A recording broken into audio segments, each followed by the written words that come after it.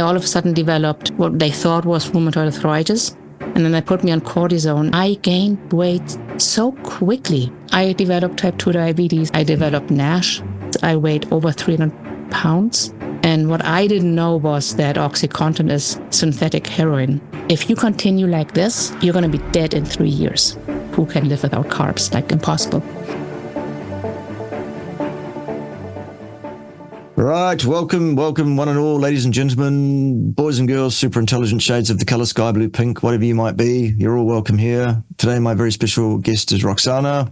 She's going to tell us her story of her introduction to this crazy community that we're all in, and then she's got some questions for me from her people. So, off you go. Tell us all about it. So, my journey started probably in my mid-20s when I got sick. So that was the bad part of the journey. I all of a sudden developed what they thought was rheumatoid arthritis, and all the joints swell. I was hardly mobile. I was in so much pain. And they wanted to put me in methotrexate. And I said, oh, I want children. Like, can we hold off on that? And then they put me on cortisone, and it was a good dose, and I took it for about 10 years or so. So I gained weight so quickly. I didn't even get used to my shape. I would bump into things because I was wider than I thought. You know, you have a sense of how wide you are, where you fit, and I didn't. And so that wasn't a good scenario. Then I moved to Canada, and then I got pregnant. And then I had 3 boys. I love those boys. They're great. And I developed type 2 diabetes. And then they put me, after the pregnancies, they put me on Imuran. And Imuran is an immune suppressant. And you have to take a certain dose. You get a high initial dose. And they didn't take me off that high initial dose. So on that Imuran, I was for 15 years. It shot my liver, basically. I developed NASH, and it was just an all-over bad situation. I was obese. I weighed over 300 pounds. I was in pain. I was put then for the pain on OxyContin. And what I didn't know was that OxyContin is synthetic heroin. So I did feel like a junkie. I had a dose in the morning and a dose at night. And then in between, I went through this roller coaster of cravings and withdrawal, and it was awful. And then they upped my dose to 3 times a day, but not just like spreading it out. I got another dose, like an additional dose. And I still went through this roller coaster. And I think that really also messed with my mind. So I was overweight. No, I was morbidly obese, like stage 3. I was unhappy. I couldn't really enjoy life. The only joy I had in my life was watching my kids, and they're great kids. So that was all worth it. But at one point I thought, if you continue like this, you're going to be dead in 3 years. And that point was when I had high glucose levels. So in Canada, we do millimole.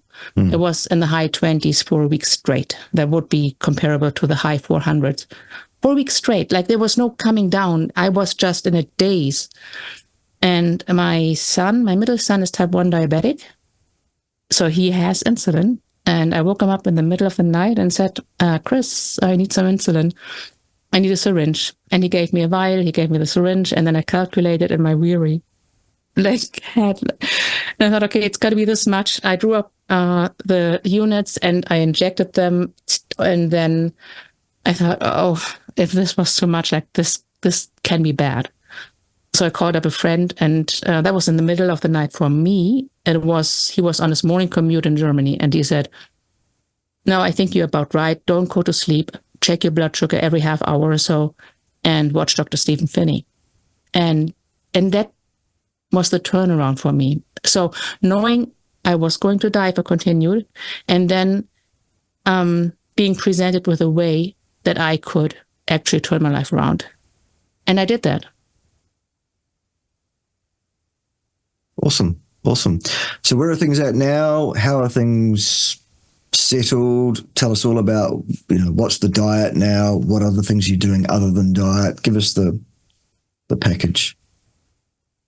Yeah, so I started with keto and what I knew about keto. So I knew it was no sugar, no grains. It was under 20 grams net carbs.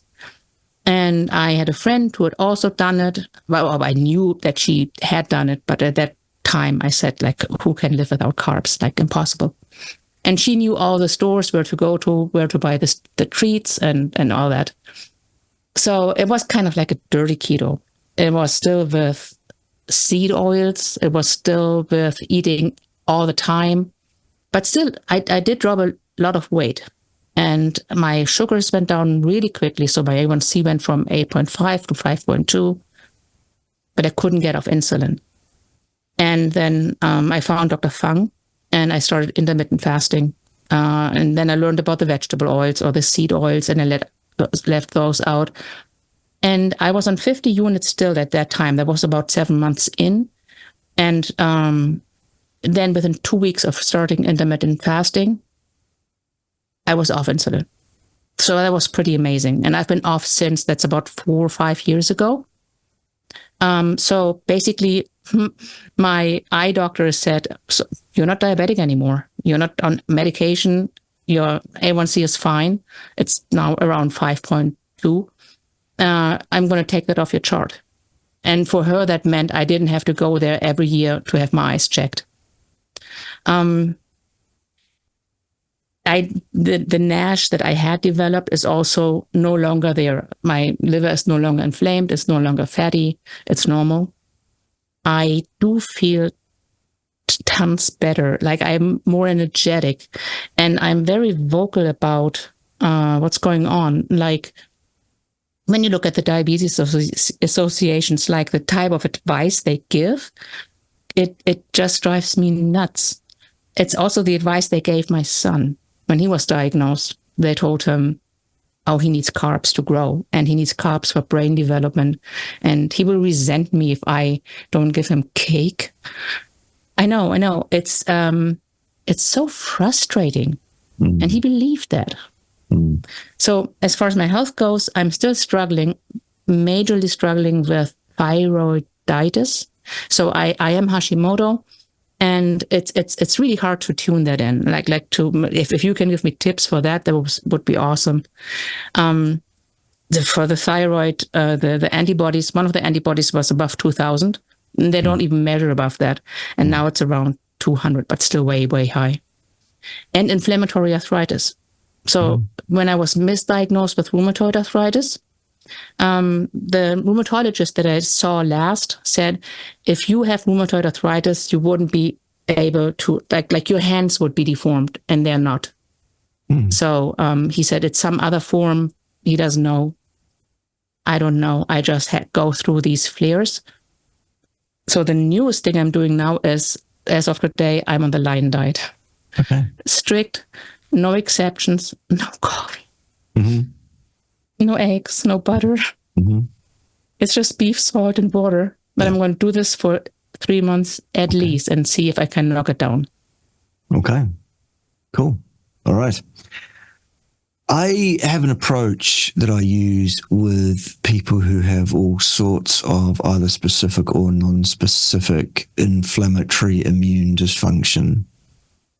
And it's a 5-point program. And you'll probably find a video on my channel where I'm talking about 5 health hacks and doing that on the thumbnail. You can have a look at that. There you go. That's the 5 things like that. I think they are the 5 most important things a person can do in terms of reducing any chronic systemic inflammatory overburden and or inappropriate activation of various immune dysfunctions, basically. So folks that are interested in that should go and watch that video, I would suggest. There's about 4 or 5 different videos on my channel where I talk about these hacks, either 4 or 5 of them, depending on how long the video is. I'd go and have a look at one of those. There's one where I'm talking to Sean Patterson at DC. There's another one where I'm talking to Anthony Chafee about the same sort of things. There's one where I'm talking to my dear partner, Pim, and there's a few others. You'll find them. Easy. I did hear Anthony Sheffy talk about when you're a carnivore or lion diet for that matter.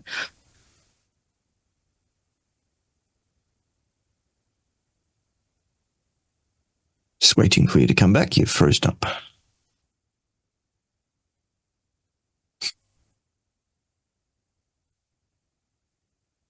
Generator nicht an. There we go. Can you hear me? Yep. Can you hear me? Yep. Oh no. Yep. I don't. Wait a second. Okay. So our power just went out. Okay. So I'm now. I have no light. Right. Awesome. Oh, power happens. Power sometimes doesn't happen. We can battle on. It's all good. It's life. Yeah, but okay. I mean, so I'm getting the light now from my screen. That's it. Yep. I can see you. That's the main thing. So okay, just a second. Can you get the power on? I don't know what's wrong. Nee, das Licht ist andere. Ta-da! Yeah. All right. It seems to be like a okay, this is the first time this happened. One of the breakers is through. Okay, let's start. Let's just go on. Just carry on. That's fine. So, with all of that in mind, power cuts aside, you're still here. That's the main thing. Let's go through the questions, I guess, that your folks wanted me to have a crack at. All right. So I'm going to start with insulin resistance. So the name of my group is Insulin Resistance. Mm-hmm. And I learned at Nutrition Network, I learned at Primal Health Institute. Everyone in the literature uses that term. And then you said, there's no such thing as insulin resistance. It's just a construct. And it kind of, I find it still, if you think about it, that there's too much insulin. So it's hyperinsulinemia. I know that. But there's too much insulin, so the cells resist it. Mm-hmm. Isn't that a good construct? Isn't that a construct that you can use? Let's make a slight correction. I said the first thing, the second thing you said, i.e. that insulin resistance, as it is explained to us, is a construct. Mm-hmm. I did not say there is no such thing as insulin resistance. Oh, okay. What I'm getting at is this. We are told that there is this bugbear. We are told that there is this nasty lurking called insulin resistance that we all need to avoid. And that insulin resistance is the underpinning cause of diabetes and a whole bunch of other problems. Mm. That is not so. The thing that is referred to as, look, light, let there be light in the light. Yeah. The thing that is referred to generally as insulin resistance is sold to you as a bill of goods. It's sold to you as a construct, as an idea, as a pathology, as a disease process. You're insulin resistant. That's a bad thing. A diagnosis. Yeah. It's a construct because it's not something that can be measured. It's a thing that we put a value to based on adding up the values of a bunch of things we actually can measure, like your blood glucose over time and your blood insulin over time and the interaction between those two, from which a decision is made that at the time that the test is being done, the insulin may not be as effective as we might expect it to be, all else being equal. Ergo, that's the problem. That's what's causing your diabetes. That's the thing we need to address, your insulin resistance. No. The cause of diabetes is elevated blood glucose, period. End of discussion. Full stop. For any kind of diabetes, for that matter. If you like. At the end of the day, your body's response to insulin is what it ought to be. It is programmed in. Your body responds differentially at different times depending on the circumstances in which you place your body. There are times when your cells absolutely should not take glucose up from the blood because that would damage those cells.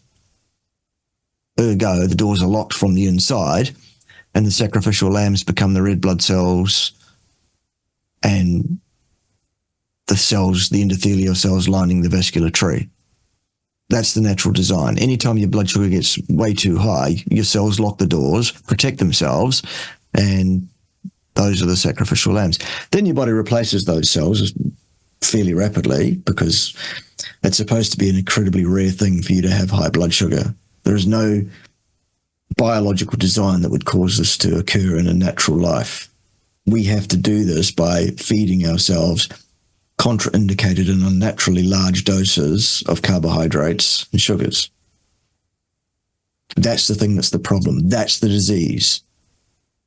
Your cells are protecting themselves with this so-called insulin resistance. It is not pathological.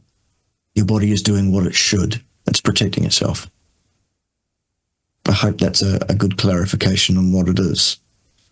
All right. So you're saying insulin resistance is never pathological? If insulin resistance continues ongoingly, chronically, there can be issues associated with that. Symptoms. But the cause, yes, the cause is still glucose and other carbohydrates. So when we're saying we need to deal with this insulin resistance, you can think of it as dealing with the insulin resistance, if you like.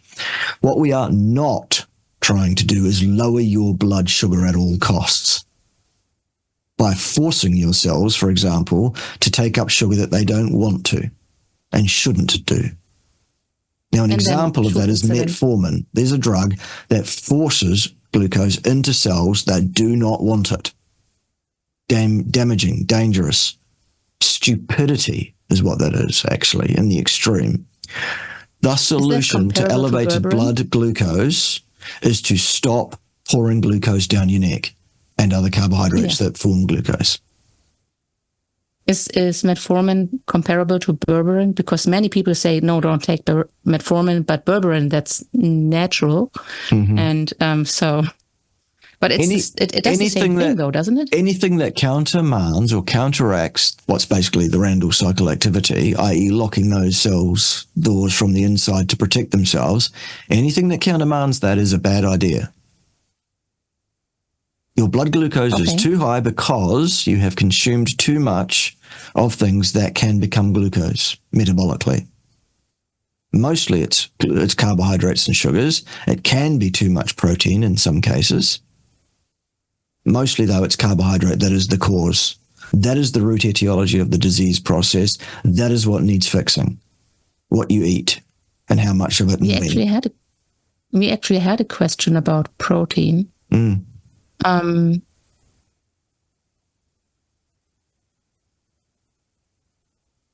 find it right now. I'm going to ask you the next question. Mm-hmm. One question was, ask him about fiber. He knows. Yeah. Okay. The exact requirement for fiber in the human diet is not 1 single gram ever. None. There you go. It's 0. The whole idea that you need fiber in your diet is a fallacy. It's a falsehood. It's a fantasy. It's a theology. It's a bill of goods pushed by some people with a barrow to push. There is no science to underpin that at all. You do not need fiber in your diet. I did talk to a gut microbiome scientist in London, and she said, no, you need fiber. And she went on the carnivore. I know. She went on the carnivore diet for a number of months and said it obliterated her gut microbiome. And she's a scientist, so she can measure it. I don't even know what she means by that because it will be changed, obviously, but it's not gone. So did she go carnivore overnight? Change her diet markedly from what it was to this carnivore thing that she was doing for a short period of time? That's not science. Not sure. And that's not the sort of thing a scientist would do. That's just nonsense. This sounds like a silly little girl playing in the laboratory. This doesn't sound like a scientist. She said was that she needs the fiber because then fiber creates bulk, and the bulk then it touches on receptors in the intestines, which then make the intestines move. And without the bulk, there's no movement. And I said, rubbish. Well, I hardly eat fiber and I go fine. Yeah, that is absolute nonsense. Okay, this is not a scientist you're talking about. This is a silly little girl playing with some test tubes. Sorry about that. Yeah, no, I came to the same conclusion basically. Yeah. And I wanted to ask her that question. I really wanted to nail her on that question, like how can I go without fiber? And she just avoided me. So there you go. Well, I've been doing this well over 10 years. Hardly any fiber goes in. I have no problems of that nature. I can point you to some people that have been doing this for multiple decades, up to 67 years. That lady in Canada. Such rubbish. You do not need fiber in your diet. Not at all. I found the question about the protein. I've read different things about if eating too much protein, it turns into glucose. The liver does its thing. So how much protein is too much protein in the context of having stage 3 kidney disease? This is with eating a diet between 20 to 25 total grams of carbs and high fat. Okay, so stage 3 kidney disease is a special population. That's not a general population. You can't make general statements about it. There will be needs for that person's requirements that need to be looked after. That's a one-on-one thing. For the general public without stage 3 kidney disease, a good rule of thumb is somewhere around about 2 grams of protein per kilo of ideal body mass per day, preferably in one meal. Somewhere in there. N equals 1, you'll dial it in exactly for yourself. But that's about where it's at. There's another thing I hear people say a lot, and I don't believe it, because I often also eat only one meal a day. They say you can only absorb 30 grams of protein per meal. Rubbish. But it takes time to digest. It's not like you drink it and it's through. It's... There are people on the interweb saying all sorts of things. We know this. You can only absorb 30 grams. No, that's rubbish. There's no science to underpin that claim. Absolute nonsense. It amazes me that there are so many people saying so many things that are so ridiculous, erroneous, wrong, nonsensical, with such confidence. It's crazy. Oh, yeah. They are. I could imagine that if you drank a protein shake, because that's so fine, maybe then. But that's kind of like a bolus of protein. But if you eat meat, unlikely, I guess. So the next question is someone who says, I lost weight. So in the beginning, he lost weight really fast. And he has lost over 100 pounds. And now he's stuck at 285. And he doesn't know how to get unstuck. And in that context, I just wrote a blog about calorie restriction and caloric deficit.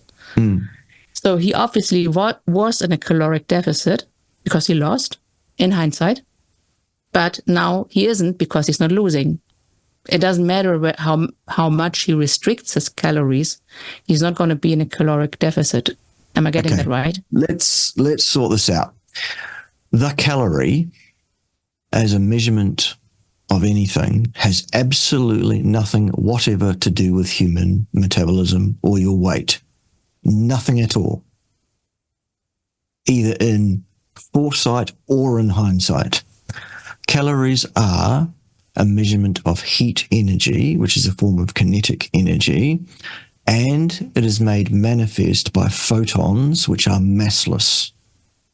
You cannot affect your weight with calories, either up or down, and it doesn't matter how many of them you're talking about.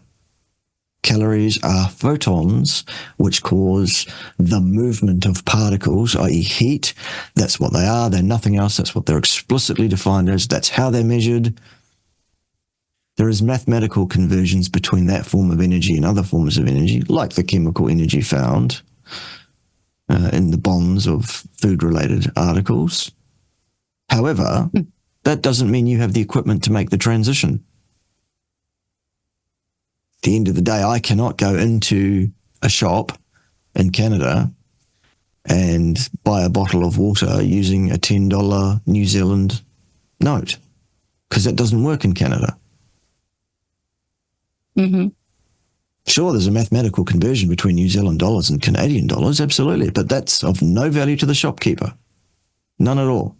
And the same is true of calories. Calories have nothing to do with human metabolism, nothing at all. So no, he's not in a deficit. So not even in hindsight, because that's what I genuinely believed until now. No. No, the calorie is a completely inappropriate measurement of the form of energy that food provides. It's a completely different currency. It's completely useless. And in fact, I think eating calories and burning calories is kind of like a figure of speech that got away with us. Sure. Because you can do neither. Neither is possible. You cannot eat calories. Right. They cannot be brought to rest because they're photons. Photons cannot be brought to rest. You can't eat those. Neither can you burn them because they don't burn. Right. It's just nonsense. So on X, formerly known as Twitter, I had this guy that told me, obviously, calories matter, blah, blah, blah. And I said, well, when my son was diagnosed with type 1, before he was diagnosed, he ate like his life depended on it. But if I had to guess, he probably ate 5,000 calories a day, and he still wasted away. He lost weight so quickly. I didn't see it, oddly, because from day to day you wouldn't see it, but he was thin. He was so thin when he was diagnosed. And I said, like, how do you explain that? And he said the 5,000 calories that his metabolism sped up. It's just nonsense. It's just rubbish. It doesn't work. It never has worked. It never will work. It is the most inaccurate way of estimating the energy provided to a person via food, or their use of that energy for biological process and for physical work. It's just nonsense, and it needs to stop. There you go. Do you think, without any other measurement that we have, we should measure mass, but there's no mass on the nutrition labels, right? If you go and have a look at the wall of any cave where you'll find cave paintings from ancient humans, you won't see any of them standing around with calculators. Or talking about how much mass of food they'd eaten at all. At the end of the day, your body has inborn messages that your brain gives you. Oh, I'm hungry now. I'm going to eat food. Food meaning the muscle meat and associated fat of large ruminant animals. Period. But that's messed up with people. Right. You eat carbohydrates, you won't get appropriate signaling, and that's why people tend to overeat. Carbohydrates, plant material, all those kind of toxic nonsense. You just need to eat the muscle meat and associated flesh, fat of those large ruminant animals. And you stop eating when you're satisfied. So you think on the line diet, could I be under eating fat? Because I'm not adding fat. I'm using beef tallow to fry. But other than that, I'm just eating whatever I grab from the freezer. I have like a half cow in the freezer.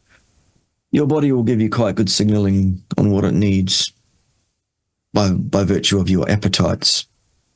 And if you're craving fat, it's because you need a bit more. If you're not, you're okay at the moment. So I'm on day one. I kind of feel like if I had a stick of butter, I would actually bite into it right now. So I'm okay. I need a little more fat. All right. It also depends on what your goals are and whether or not you're trying to change your current body composition to something different. In which case, then the goals change again. Yeah. So I went from stage 3 obese, I think now they call it differently, to now just above, below obese. So just in the overweight range. I want to go lower. I definitely. Absolutely. Okay. All right. So the next question, is it true that in type 2 diabetes, the beta cells do not burn out like many healthcare providers assert? It's case by case as to what's happening in any given individual person's beta cells. What we do know for sure is that it is entirely possible to reverse the set of circumstances that have led to that disease process by doing 5 things, starting with the carnivore diet, and then work your way down that list. Find one of those videos on my channel. There's about 4 or 5 of them where I outline these 5 factors that a person should do. Yeah. I mean, the reversing type 2 diabetes that I experienced myself, I would not have believed it, because all my doctors said, no, it's chronic progressive. And it sure is if we follow that advice. If you follow their advice, and if you follow a standard diet and do the things that you did that got you in that position in the first place, then sure, it will be progressive. But to get a different outcome, you have to change your behavior and do something different. That's where most people fall down, because they're not prepared to change their behavior and do something different. Yeah, I see a lot that people are afraid of change. They don't want to change because they're in pain where they are at, like I was. But changing could be even, you don't know what to expect. You don't know what's going to happen, and it could be worse. And then they avoid it. Yeah.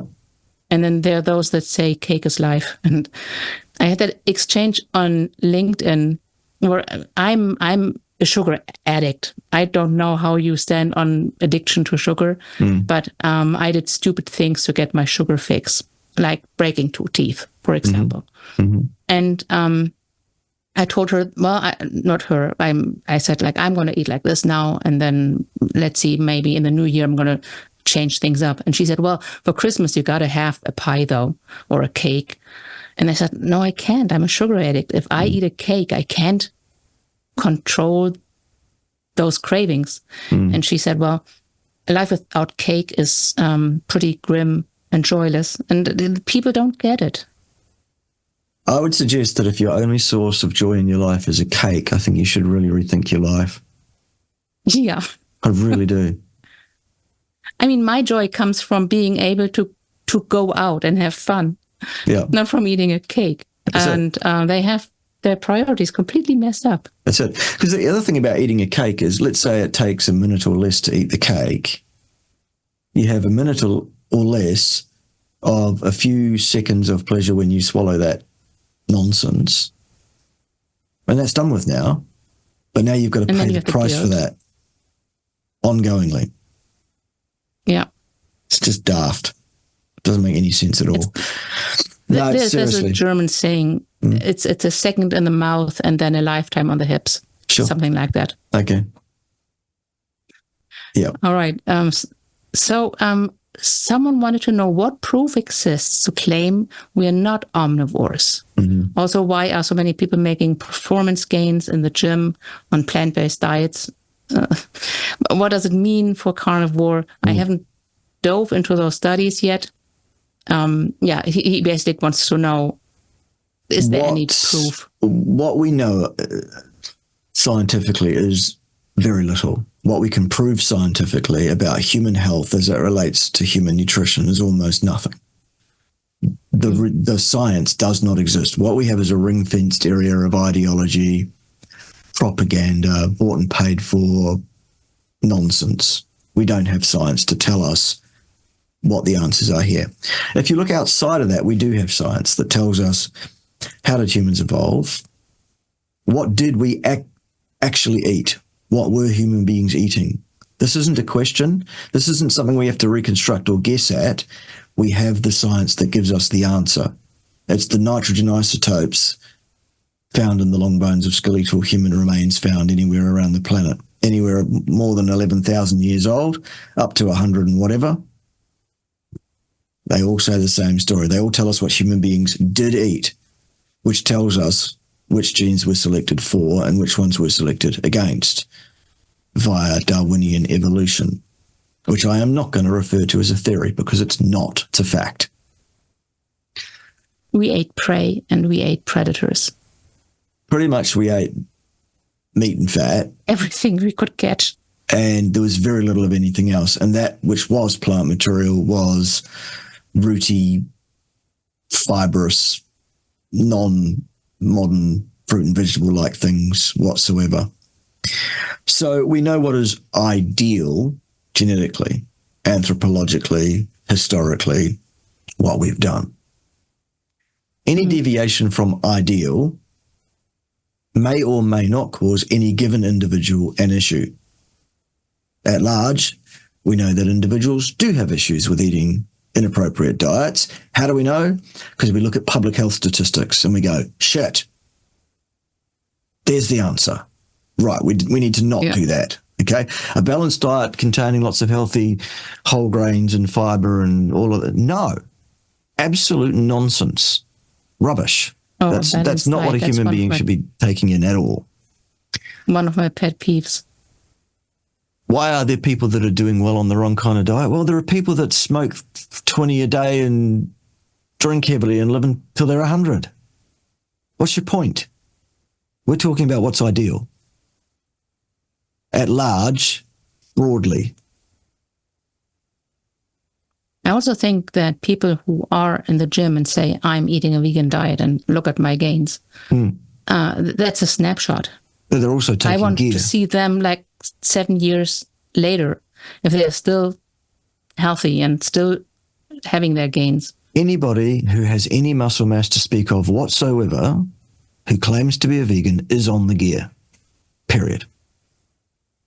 What does it mean on the gear? Steroids.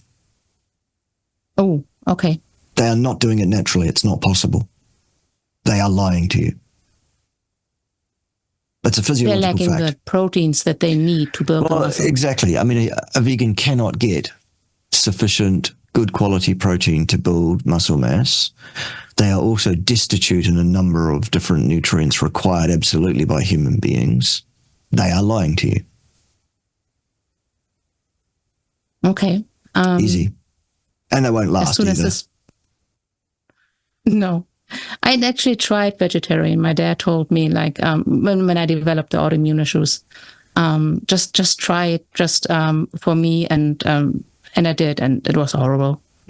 I didn't feel any better. Not even shortly for not eating junk anymore, but I didn't feel better. So the other question is, this is a little more complicated, and I don't know if you can answer that or not. This member says, I'm using Freestyle Libra CGM for a month now. My BG pattern confuses me no matter what I tried. Fasting, eat early in the morning, butter in the coffee. My BG rises up to 100 points between waking up at 6 a.m. and noon. So it's not really the dawn phenomenon because it's so long after lunch. Until 5, it drops to 100 to 100, 80 to 100, which is around 5-ish. After dinner, it starts going up, and I end up in the morning with 220 to 250 range.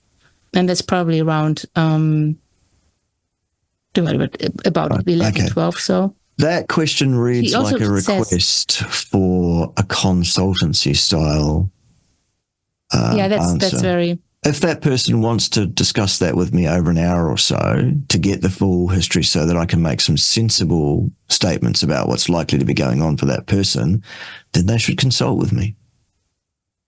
All right. I will give her that information. I'm just going to add on. She says she takes, I think it was a she, 20 grams glipizide before lunch and dinner and metformin. And then someone else asked, why are they still prescribing glipizide when it's shown to increase all-cause mortality? Because it hasn't been shown to do anything of the sort. It's an associative study. Ooh, okay. Yeah, I love those. There are no studies that can inform us on mortality, cause and effect available in human beings. That would be unethical. We cannot do that kind of work. And sometimes, I get into discussions on Twitter a lot. Well, I see that. And then they say, those observational studies, you can't just dismiss them because there are so many, and there's so many people and so many human life, blah, blah, blah. And then also, what do you say about the smoking study?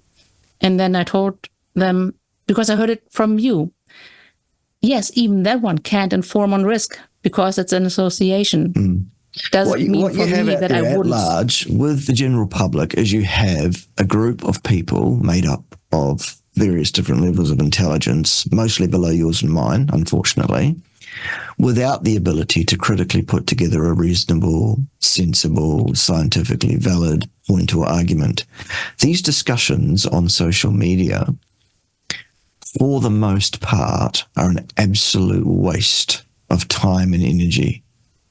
They're an absolute vampire to even get involved.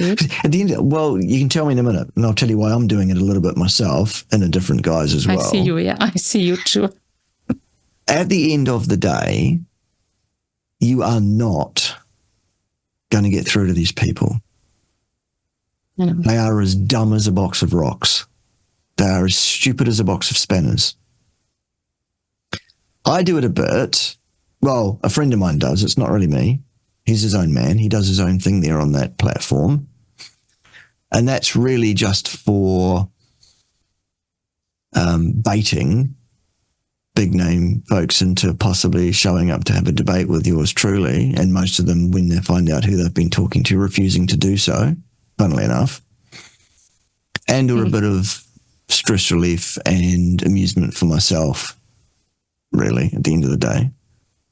But anyone who thinks they're going to go online and get into arguments with people on Twitter about aspects of human health and human nutrition, you're wasting your time and energy. The best thing we could all do is block these idiots. Block, so they have no audience. Then they go away. Because there's nobody listening. Nobody cares what their ignorant, stupid opinion is. Yeah, some of them I block, some of them I mute. But the reason why I do these interactions is it helps me better refine my argument. And there are people reading along. So I'm kind of like not targeting, I couldn't say that, but I'm hoping for other people to chime in or to read along and learn something from that. Because I'm not saying you're stupid, but I'm saying you said this and this doesn't make sense. And the other person then knows, oh yeah, he's stupid. So that's my reasoning.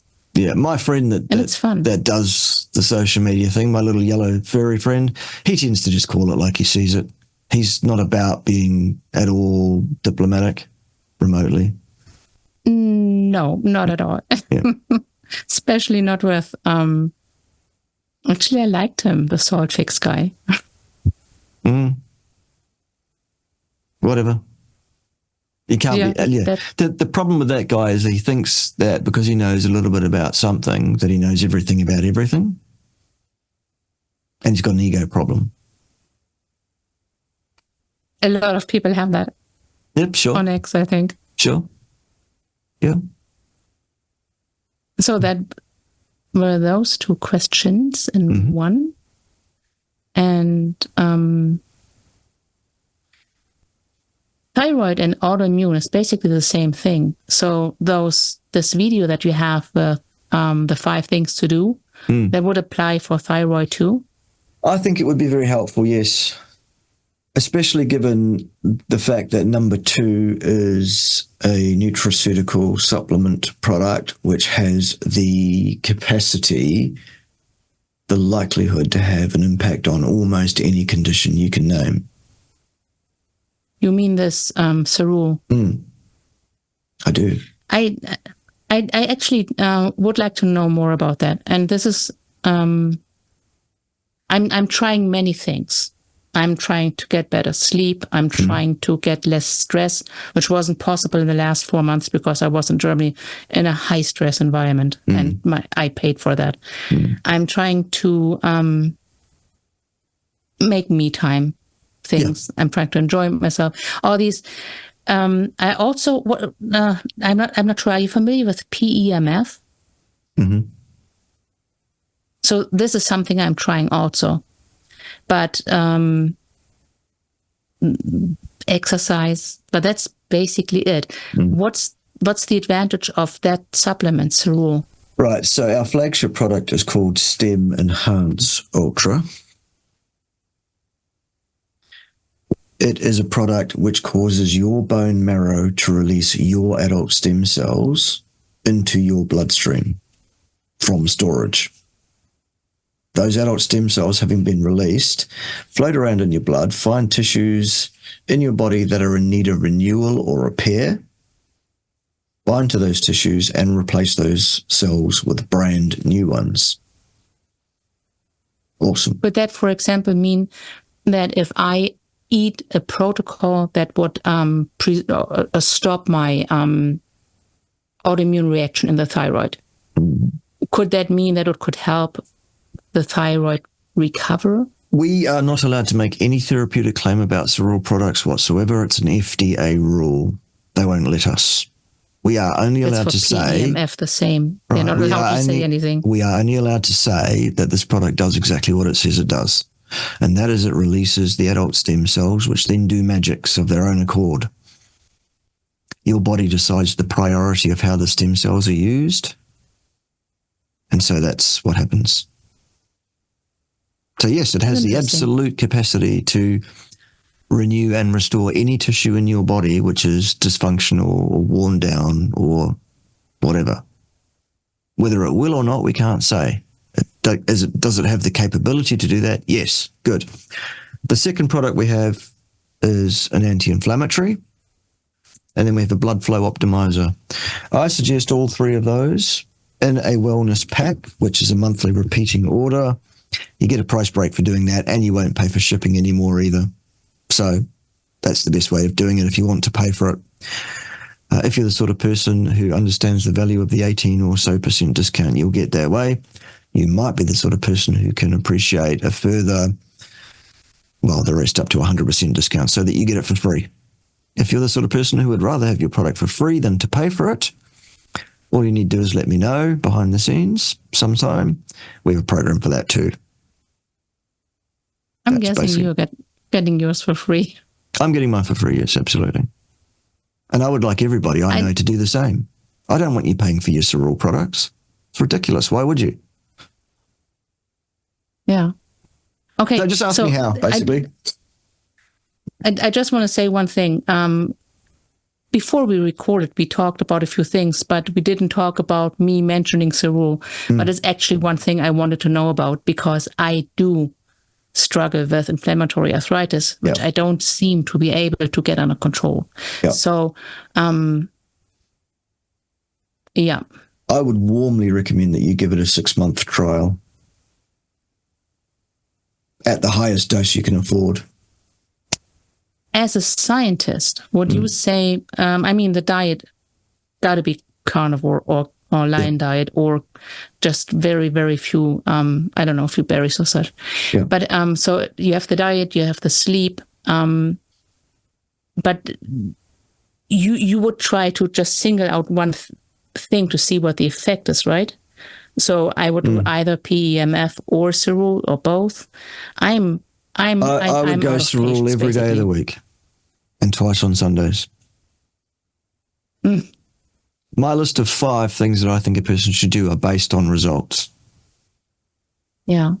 I've not played around with any of this other stuff. There are always people saying, what about this? What about that? What about the other thing? And I always say, absolutely fine. They're probably below number 5 on the priority list. Those top 5 are there because they've earned their spot there. And Cerule is the only product I promote at all on my channel for any kind of return. I've been asked to promote all sorts of things, and I've said no every time, except this once. That's how good it is. I get these things like once a week, and I'm not even that important. I have 16 or 17,000 followers on Twitter, and I get all these. Okay, but yeah. Yeah, I'm just going to see here if there. Yeah, no, I would very, very warmly suggest that a course of Cerule is very, very likely to have an impact. You need to take enough of the stuff for long enough, and that your mileage may vary. I generally say to people 6 months is a good time frame by which you'll know that the stuff is valuable, and then you're a lifelong customer from that point. So I never have to sell it to you again. That's right. That's fantastic. And I mean, you look amazing, and that's not me making a pass on you, but we are the same age, so I know how. But I have had like a life of not good nutrition and trauma and all that. So that changes people. Yeah, for real. I'm through with my questions. The only thing I might want to dig a little deeper into is this renal cycle, and I don't want to get the entire cycle explained, but basically, does it mean that you shouldn't be eating fat and sugar at the same time? It means that your diet should be rich in one of those and extremely poor to zero in the other, ongoingly. Does it mean that you could, for example, on one of those low-carb conferences, there was a guy talking about the rice diet and an extremely low-fat, but a rice diet. And I can't see how this can work long-term because anyone that wants to go and eat a rice diet can fill their boots up. They are one of those people with an intelligence quotient less than about 100. Because to believe that's going to work for you long-term and be healthful and provide you with everything you need nutritionally. Well, look, if you believe that, I've got some waterfront property for you in Montana. Oh, do you? Okay, no.